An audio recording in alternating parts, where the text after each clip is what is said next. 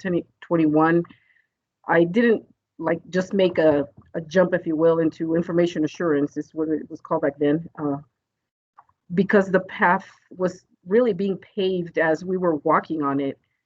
It didn't take a long time, though, to realize that DITSCAP, to accredit as the method to accredit systems, was kind of a monstrous approach to achieving network accreditations. And around 2008, the Army changed its accreditation standard from DITSCAP to something called DIACAP, which stands for DoD Information Assurance Certification and Accreditation Process. And frankly, from my perspective, we just went from one monstrous set of requirements to another one, because both DICAP and DISCAP are really cumbersome. Nevertheless, everyone started to change all their network documentation standards to fit this new thing called DICAP, and I don't think the Army had truly even finished moving all its systems over from DITSCAP to DICAP, that around 2013, a new standard came out, which is called RMF, which stands for the Risk Management Framework, and that's a standard by which Army systems are being accredited today. And it's just a new standard, and I'll talk a little bit more about RMF throughout my presentation. I have several certifications. The two dominating ones are the CISSP, which Cheeto already mentioned, and the CAP, Certified Authorization Professional. I also have Security Plus, and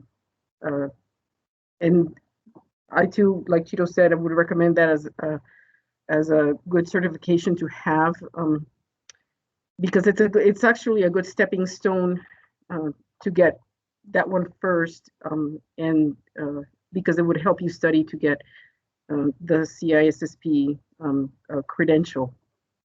And I'll talk about that later throughout this presentation.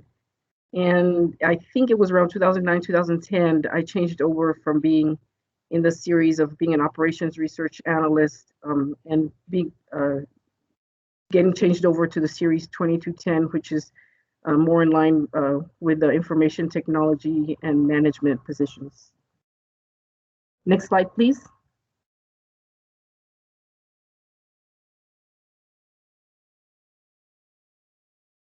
So what is cybersecurity? In this slide, I just want to present the definition of cybersecurity itself, noting that there are several sources with slight variations on the definition.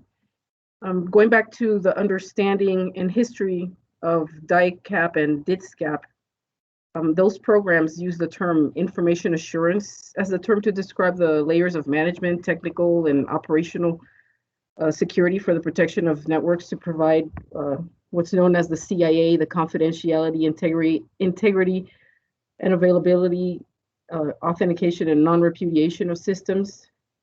So the actual term cybersecurity was really a swap, really, of terms from using information assurance to what I call the more trendy word now that everybody hears, that's in the news, is cybersecurity. The replacement of the term actually has not finished making its way through all the documents and regulations, even though it's been quite some time since it's happened. There are still some documents and key places where the term information assurance is still being used. I have examples of that I'll show in a little bit throughout the presentation. One big concept that was introduced in RMF was reciprocity. Basically, what that does is that it allows us to be able to use existing documentation, approvals, and processes, so we don't have to reinvent the wheel, and we can piggyback off of existing documents that other agencies and sometimes even other components could have. If there's something like maybe the Air Force already has that we can use for documentation, that's allowed through RMF, whereas it wasn't before. So that was one of the good points of RMF. Reciprocity just so you know what it is the mutual agreement among participating organizations to share and reuse existing data and information included within the RMF core documents in support of what's called authorization and risk management decisions. Next slide, please.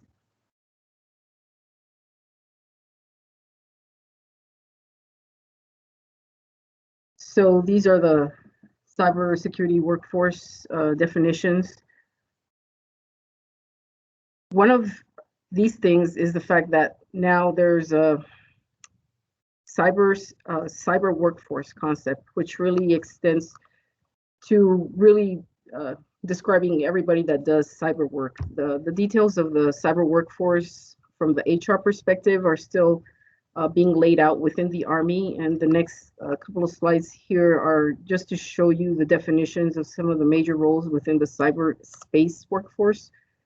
And so that you can see that cybersecurity is actually part of what they're calling the cyberspace. I thought it was interesting to see how these definitions were being broken down, so that's why I included them in this presentation. And also the IT workforce falls under the cyberspace, but it has its own definitions and requirements. Now, keep in mind that TRAC-WSMR is a tenant organization within White Sands, even though we're now a direct reporting unit within Army Futures Command. And the Army has also been centralizing many of its functions, as many as it can really, over the past decade or longer. So even though TRAC-WSMR has a division dedicated to provide IT support and cybersecurity support, we don't have all the positions of all the slots within just TRAC of everything that you could see out there, and when you look at websites with these definitions and what all the positions are. I have a diagram and a few slides that will help you see how TRAC fits network-wise within the base that will help you understand and see what I mean by that. Next slide, please.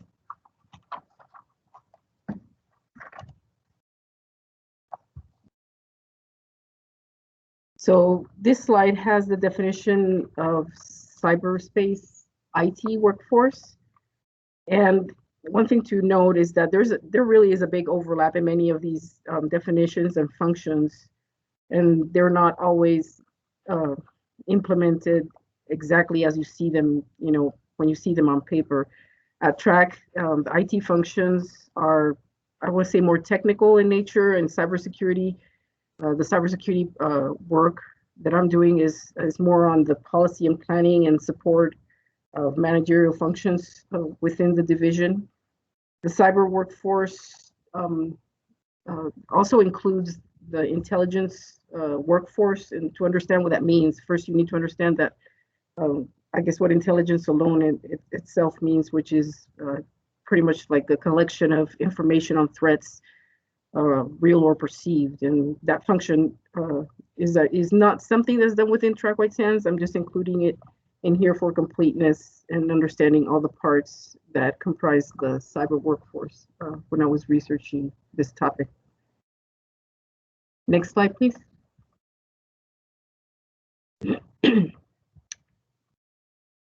So here I want to talk about what a typical day of communication looks like for me.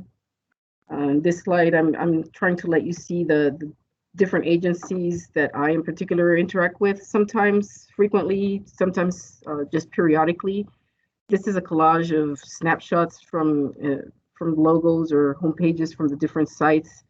I'll go through some of them, not all of them. Because this is more for you to get a visual of how quote unquote busy our days are, and get a visual on how we're running from from one place to another, getting information really from a multitude of sources. I'm often having to do research, and the biggest thing to understand for us is that policy-wise, the first set of rules that apply on us come from DoD, the Department of Defense. After that, we have to overlay the Army's specific policies and rules in regulations. Then after that, there can be command-specific rules and policies. And then after that, also agency-specific rules have to be implemented to make sure that we can operate and be compliant with regulations. So these policies and many of the trainings that we take could even be off of industry-based documents and standards. And one of the biggest parts of my jobs is oftentimes to look through various sources for information and understand how we can apply and integrate them into our operations. It's an ongoing process of overlaying all the parts that apply to us and figuring out how they can help to protect our systems. And like I said, I'll just go through a few. The top left-hand corner one that you see there is ATCTS, which is the Army Training and Certification Tracking System. That's a site that I go to frequently because it has all the trainings and certification information for all our users, regular users and privileged users. The APD website, Army Publishing Directorate in the middle. That's where I go to because that's where I consider all the stable and blessed approved Army policies reside after they've been approved and published. Over on the middle, on the left, you see the Cyber Exchange website icon. That's a repository of cybersecurity information. They have a lot of trainings and information in that site as well. Off to the right, kind of in the middle on the brown, the PPBOS APMS is one that Cheeto mentioned earlier. The Army Portfolio Management Solution. That's a tool that allows the Army to manage IT investment spending by aligning IT investments to Army strategy and functional capabilities. And I help Cheeto with that site. I'm not the primary one, as he mentioned earlier. I figured I'd throw in the CVR hub in there because that's in this mix, because that's the site obviously that we've been using to get to the Teams tool that has enabled us to telework through this pandemic. And I guess the interesting thing to realize is that part of what makes this job interesting is the fact that we are not doing the same thing day in and day out. We're constantly interacting with a variety of agencies, and when I can't get answers from just the sites, obviously I'll have to email or call people, and that's a lot of what makes this job interesting, because I really get to learn a lot from other people when we have to reach out for other places for help. Next slide, please.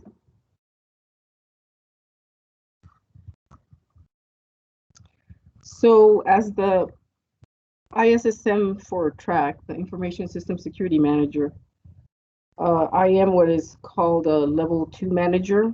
That level is determined by a combination of factors, the size of the organization and the type of work and systems and the networks that are supported. And my position requires that I have what are called appointment orders, and appointment orders are basically a formal document where I'm assigned this duty that has very specific tasks associated with it. The second bullet is basically just giving you the definition of what my position is. I won't read that one. So my position is not so much about running around, I want to say, touching computers and routers and fiber optic lines. I mean, I do significant running around, it feels like, but it's not that kind like the other positions that Cheeto was mentioning earlier. As the ISSM, though, there's an expectation that the ISSM has to understand what's happening in all those areas. And it's also very heavy on documentation, because at the end of the day, our networks have to be accredited. And by design, the accreditations require a lot of documentation in place because that's what the assessors look at when they're making their assessments of the networks. We have to work on standard operating procedures, internal policies, reviews and approvals, and a lot of research and interaction with various agencies, as I mentioned earlier. And here on this slide, there's a few places where I go to for research as well. And basically, as an ISSM, I really just try to keep the pulse on everything that's going on within TRAC White Sands, which is a lot, but it's very interesting work and it's very rewarding. So while there are technical ways to implement continuous monitoring also, I'm also monitoring what's going on in our networks continuously. And of course, I don't do that alone. I do that with really the whole wonderful team that Cheetah was talking about earlier. And that, even though it's a lot of work and it's I want to say it's heavy work, the dynamics of our group make it very easy and really pleasant to be here, to come to work every day. Next slide, please.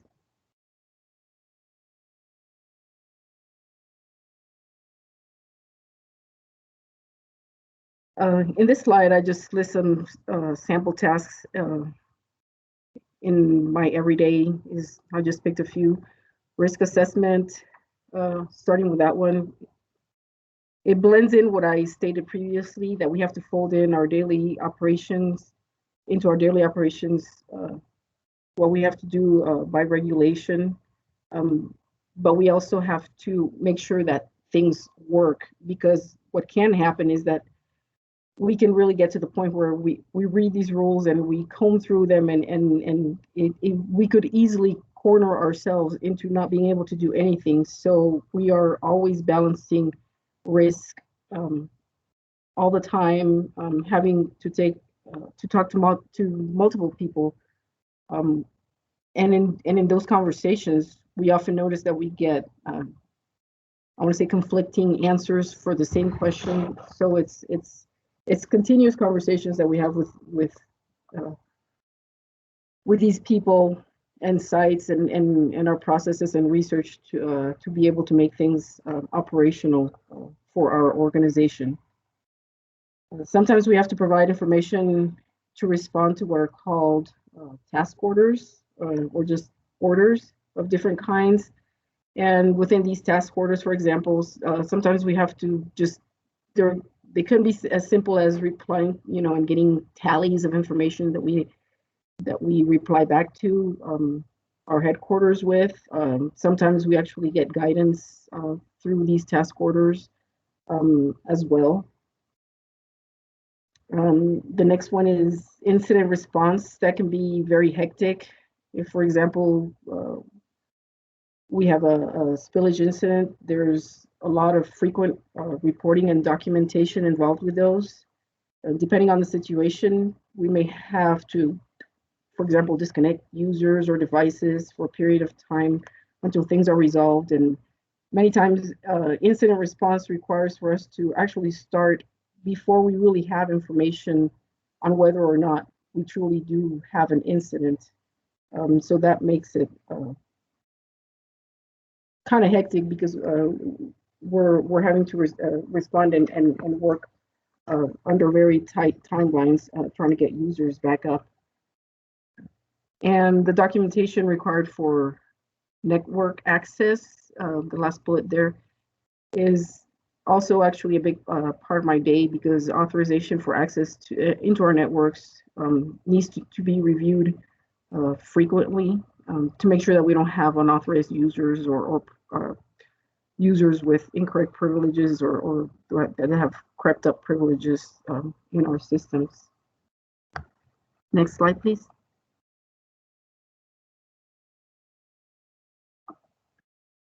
So here I'll start talking about a sample task, RMF, risk management framework. The next 5 slides should go probably relatively quickly. to cover this. This slide lets you see the basic framework that the Army is using for accreditation. The RMF process has these 7 steps now. The prepare step was added just a few years ago as a preliminary step. The idea is that for networks, they need to be categorized. And in that categorization step, which used to be the first one, it's obviously still very critical because that's where you identify things such as the classification of the data of the system. If, for example, if the system were to contain PII, personally identifiable information, and you ultimately end up also, as part of the categorization, figuring out the type of protection that the system needs. Once the system is properly categorized, that's what drives which controls need to be applied to that system.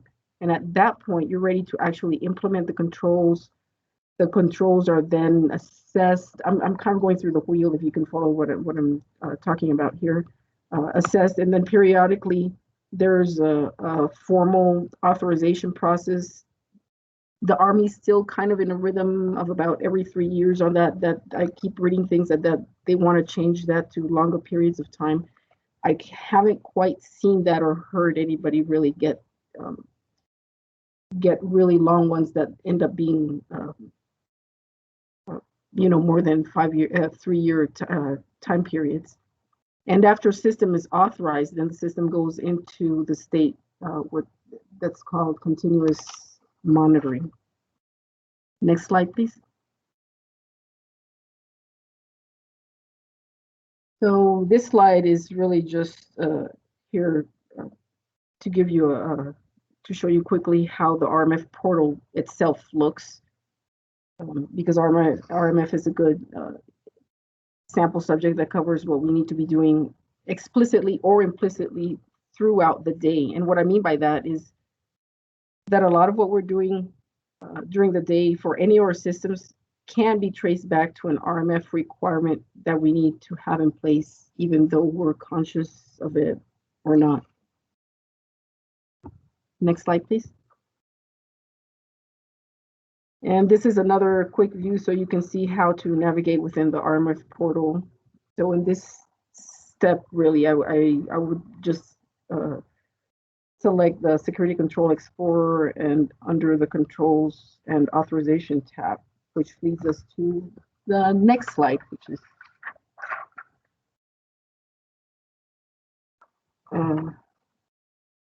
this one, where at this point, based on the categorization, so we've done the drill down, we end up in this step, you end up seeing the security controls that will need to be applied on the system. In this example that I chose, you can see that you can end up with over 400 controls that need to be implemented and assessed for one system. The red arrow there is showing the 442 actually.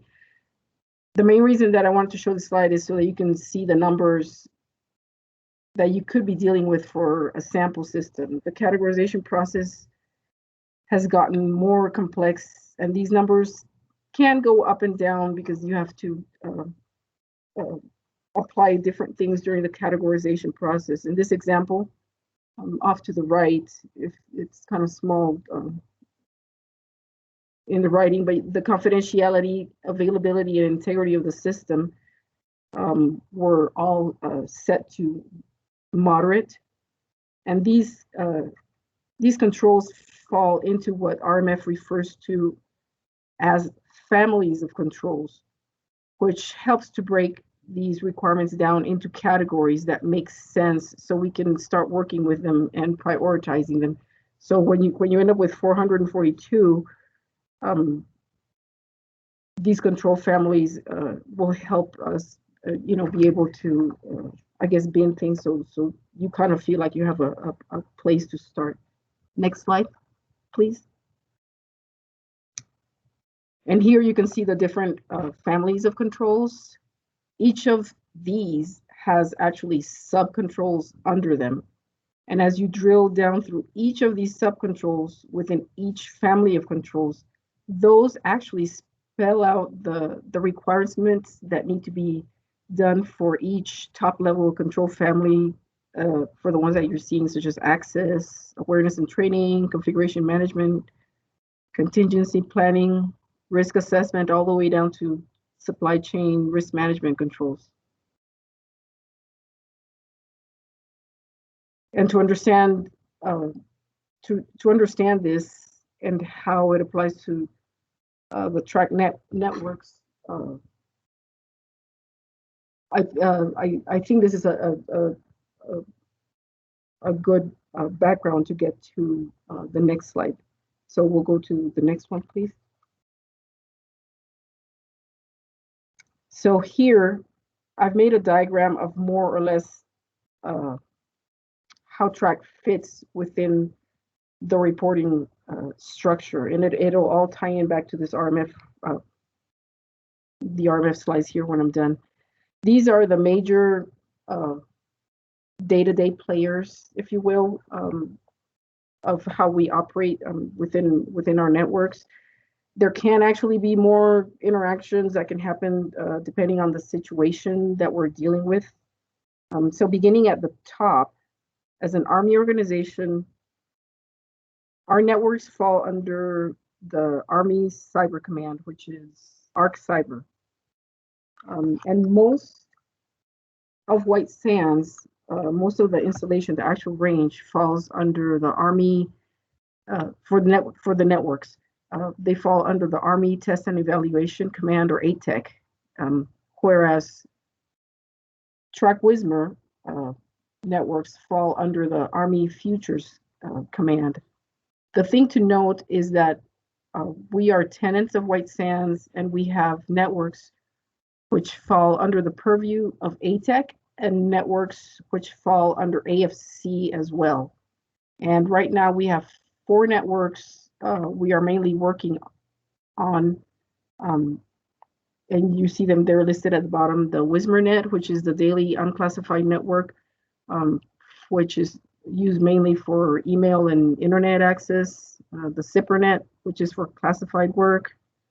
Those belong to ATEC, but we still work on those systems and have a service level agreement, or SLA, that explains what are the things that we do and which are the things that White Sands does on those networks for us. Then we have 2 standalone information systems, which are the TechNet, which is the classified technical network, and the DevNet, which is the unclassified counterpart, the development network. And we're also looking at establishing a TS network, top secret and special access program, SAPs. That's why I put those in a different icon, because those are not, we're not working on those as heavily yet. So when you combine this slide with the understanding that each system needs to have its own categorization and sets of controls and subcontrols to comply with the RMF requirements, I hope it's easier to see that we have plenty of work and really interesting work that needs to be done. But I think presenting it this way helps you see how it kind of really mushrooms to a lot of work, and it keeps us busy all the time. Having said that, the fact that we are tenants of White Sands and the installation falling under ATEC for the WSMRnet and the CIPRNet, that alleviates quite a bit of the load, so that we don't have, the kind of numbers that you can imagine for each one of these systems. Next slide, please. So now I'm going to change gears here a little bit and talk about training and certifications. This slide contains the current baseline certification requirements as listed in what's called the DoD, Department of Defense 8570.01 -M. The M stands for manual. For the most part, the positions at TRAC are at the IAT2 and IAM2 level, which fall in the top middle cells that you see there. This 8570.01 document is a current document, and this is one of those major places where the term information assurance has not made its way out of disappearing. I thought I would point that out because I found that a little bit confusing when I keep looking for things and I still stumble into this term thinking that it's going to be replaced with the term cybersecurity, but it hasn't. The approved baseline certifications are still been in terms of IAT or IAM, where IA in the IAM and IAT acronyms stand for information assurance. So IAT stands for Information Assurance Technical, and IAM stands for Information Assurance Management. And the way to read this slide or this document in this section is to realize that if you are in an IAT2 position, for instance, you only need one of the certifications that's listed in the cell under IAT level 2. You don't need all of them to be at the IAT2 level. And I believe that's true for pretty much all the cells. The rows about IASAE are for architecture type of certifications, and those functions are not required at our level. I think I've heard that it's TRAC that got, or I think it's TRAC the one that's doing the overall architecture for the Army. I'm not 100% sure on that, but I'm pretty sure that's it. The last two major rows talk about the CSSP, that's the Cybersecurity Service Provider. That function is actually also being done outside of TRAC. So those functions are not inside of TRAC White Sands. Now, having said that, if you work at TRAC and you want to pursue any of these certifications that fall under something that is not exactly in your appointment orders, you most likely will be able to pursue it, at least the academic part. I think all the certifications listed there probably require what are called continuing professional education points, or CPEs, or some version of continuing education requirements. And those CPEs can be acquired by actually taking more classes, and those classes can certainly lead you to obtain another certification if you choose to get more than what is required for your position. So being able to take trainings that you want to take, is always a good thing. So I just wanted to point that out, that you would probably be able to get that opportunity if you work here at TRAC. Next slide, please.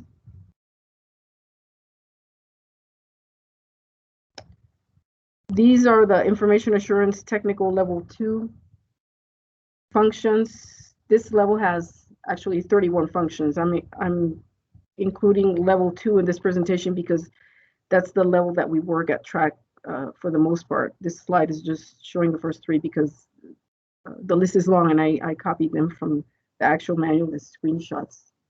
So next slide, please, so we can just get a look at the other ones. So these are functions 4 through 22, and this list of functions is very close. I don't want to read them off, and I'll let you glance at them as I speak. This list of functions, what I was going to say, is close, but not exactly to what you would see as an IAT level 2 in the appointment orders. The appointment orders are basically a checklist of functions expected in your position.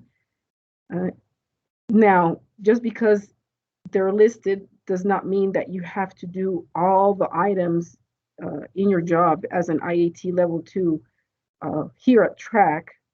If you're hired and end up in our division, Cheetah would go through through the list and assign which functions belong to you and which, depending on the work that he would want you to do within the division.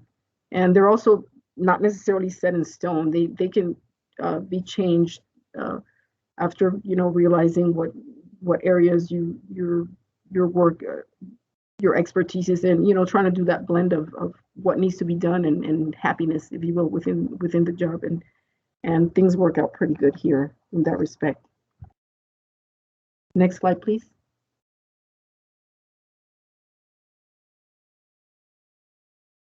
So these are the last functions for IAT, the level 2, 23 through 31.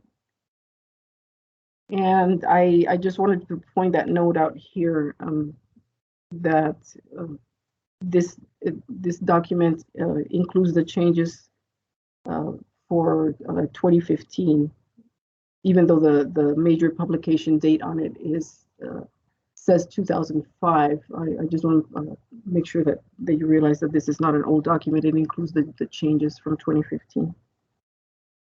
So that's the full list of IAT level 2 functions. Next slide, please.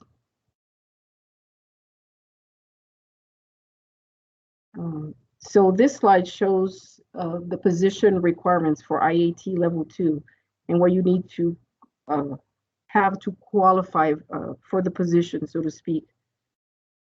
One thing to note is that this position says that you have 6 months to obtain a certification after you're appointed. It says within 6 months of assignment on the lower right part of the table there. I just want to point out that that's actually true for civilians. Contractors actually have to have valid certifications before being able to perform the functions. So it would matter how you're brought in as to whether that can be read exactly as it, the black and white of what it states. That can throw people off a little bit. Next slide, please.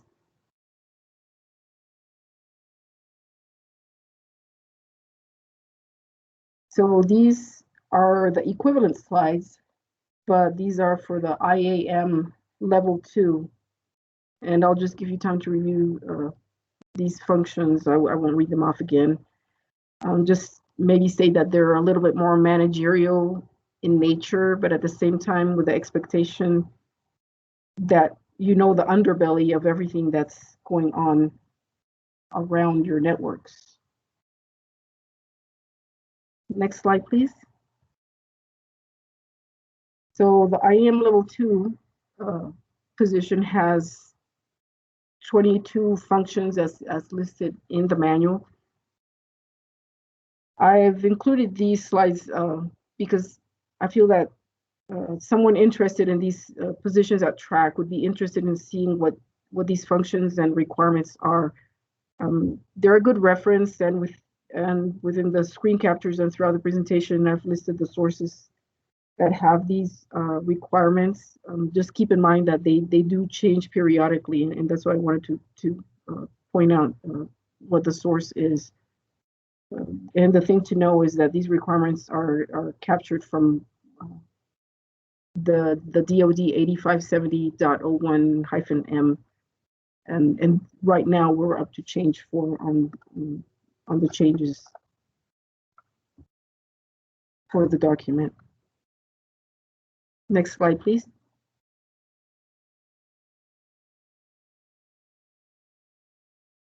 Now for IAM level 2 positions, these are the requirements.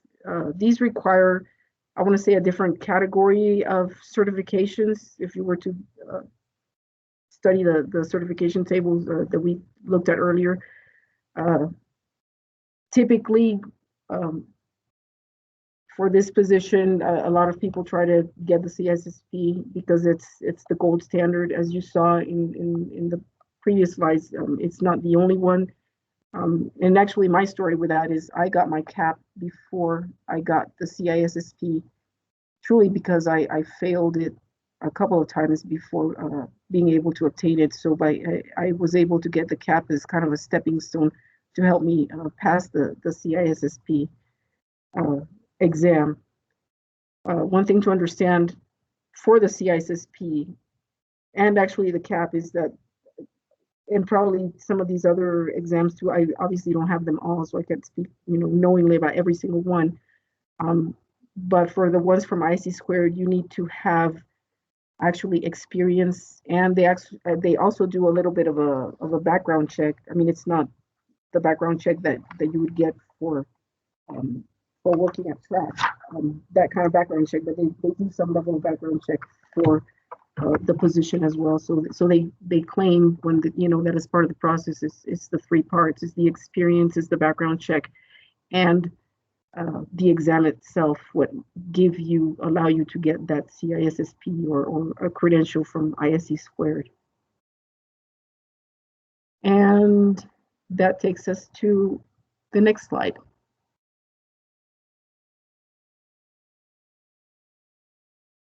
So this is pretty much my last slide. In this slide, this is not really specific only about cyber work at TRAC, but it's something that I thought was interesting and I learned about and wanted to share with you because I think it is part of what's happening in the cyber world. So for years now, there's been a recognition that there's a skills shortage in the workforce, in the cyber workforce, with people that have the skills in cyber that are being required for cyber positions.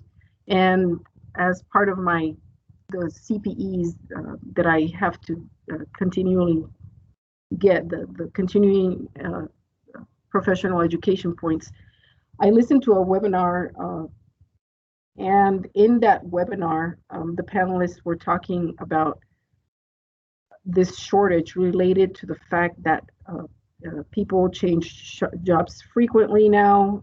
Another reason they gave was, I thought that one was kind of humorous. They were talking about how the media promotes people in these cyber jobs as people just in their garages with black hoodies, and they were implying that the media can actually turn people off from some of these positions. And then the one that caught my attention really the most was when they started to talk about how in industry, a lot of entry-level positions and job announcements, they're continuing to see kind of more and more requirements of what they called the purple unicorn phenomenon.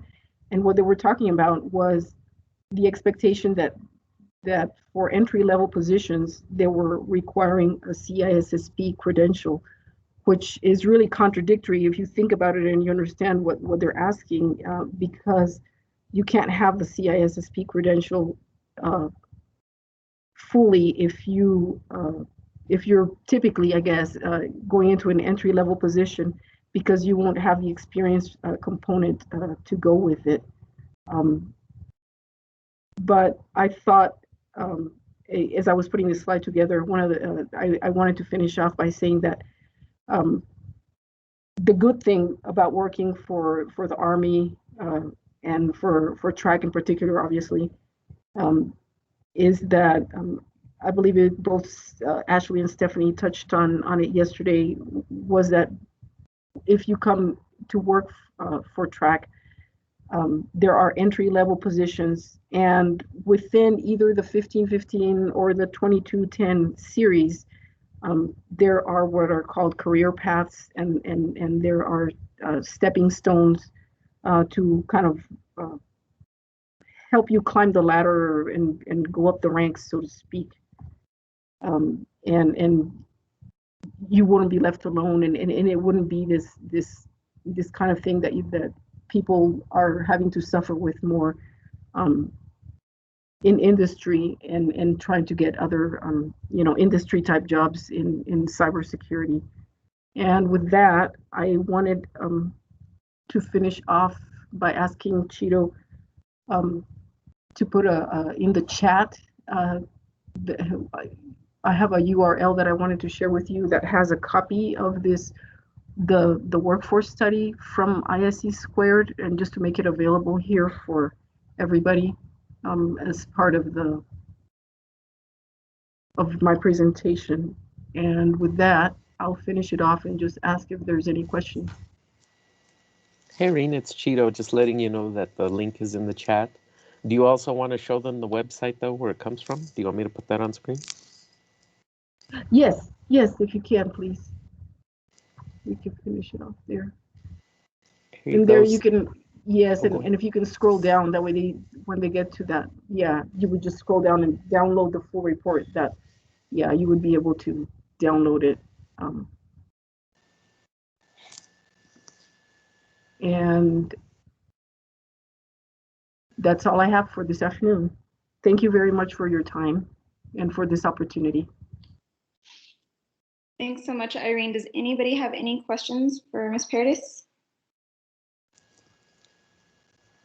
Oh, hey, Irene, it's Cheeto. Just when you talked about the RMF part of things, I was wondering if you could let the workforce know a little bit about that RMF. Not only is systems like what we think of in terms of a network, but also for software, new software that's going on to the networks. It also has to have a RMF process on it. Oh, yes, it's not just for systems. It is for software as well.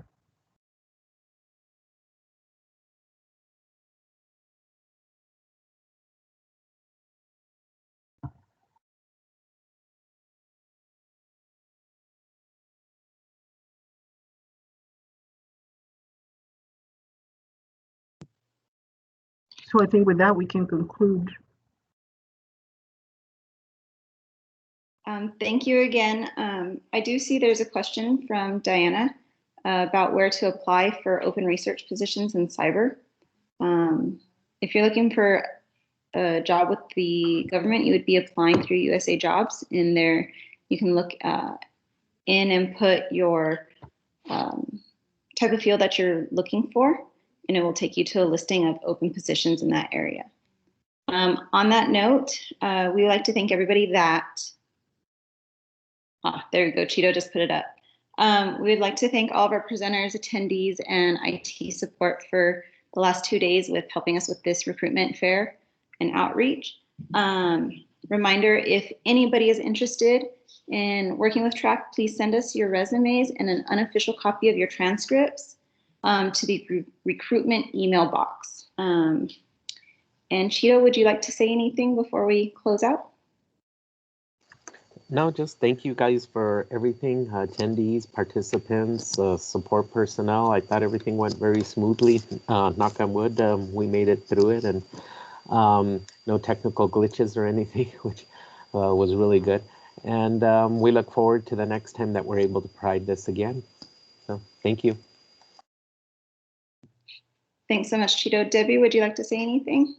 I just want to second everybody's thanks to the workforce, to the presenters. I also want to thank the team that worked so hard to put this on. Cheeto, you certainly, Stephanie, Ashley, Mike, and Chris. I know it took a great deal of work and you brought it off flawlessly. It's been very informative. And most of all, we want to thank all of the individuals that joined us. Those of you that are looking for information or just to find out what we do. We really appreciate it, and we certainly hope to hear from you in our recruitment mailbox and to keep the contact going. And that's it, Ashley, back to you. Thank you.